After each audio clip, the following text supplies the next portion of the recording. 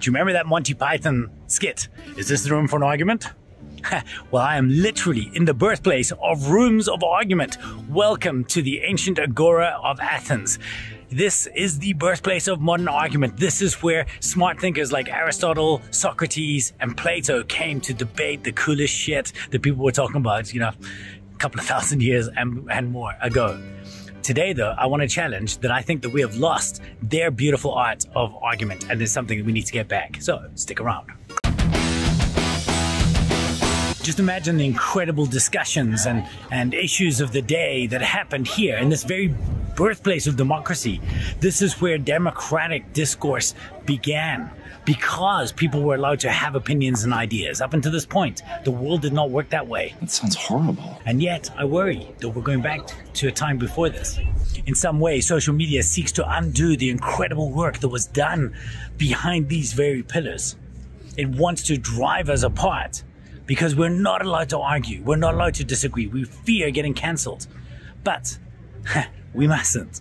We owe it to future generations to build an agora of our own, to discourse around topics and make us feel uncomfortable. That's a great idea. A great plan. Yeah. What the ancient Greeks understood is that argument was the basis of all education. Having meaningful, respectful discourse was how we actually made progress on anything. Now, this is something that we've lost. In today's society, we see argument as a fight or a battle.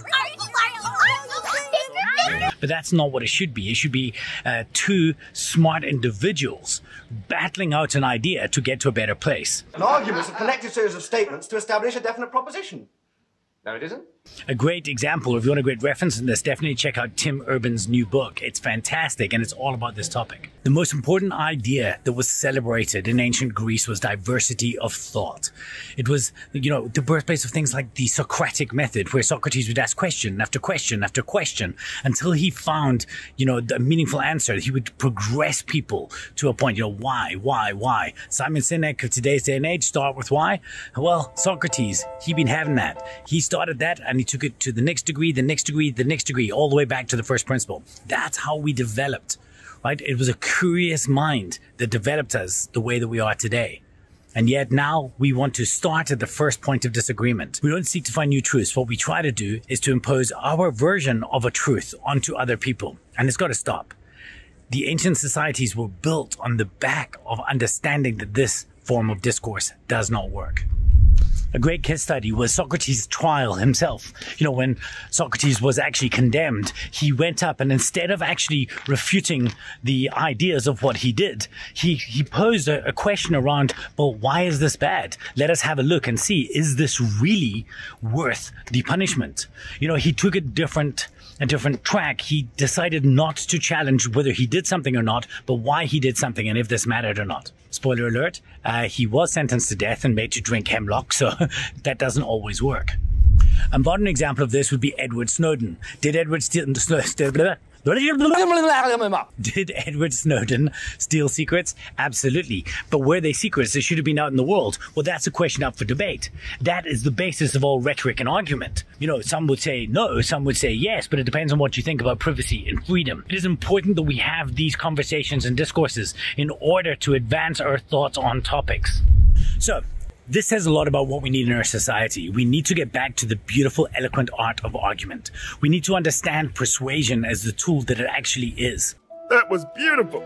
In order to do that, we need to provoke disagreement within our societies at large, but in our organizations and families specifically. If you cannot cultivate an acceptance of reasonable argument in your home, you will not encourage that to happen in the workplace. And if we don't do it in our workplace, we will not do it in society. We all have a role to play in trying to go back to the values of this very agora, this very place in which we were able to come up with the most magnificent of ideas that would change the world.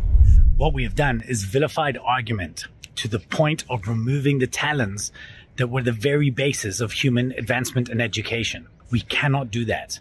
We need to get to a point again in which argument is celebrated, in which we understand and hold value in having differing opinions. We only do that by leaving the echo chambers that we're in, by finding people that disagree with you and engaging with them. It is too easy for us to shore up and turtle into these spaces where we feel safe because we're around people that share our opinions. We need to leave that. We need to find open areas for discourse and debate in the way that they had back then. If we can do that, then we have a chance of reinventing, redesigning futures built on the extrapolation of multiple different points of view to a point in which we can all agree. So, the long and short of it is this. Some arguments are worth having. They may be uncomfortable in the short term, but absolutely society needs you to be brave enough to have them. Just don't seek to get people to your side of the fence. Seek to see where you can both get together as a result of the argument. Argument should always be a team sport, and it should always be about advancement of ideas, not holding people back to yours. Until next time, lead loud.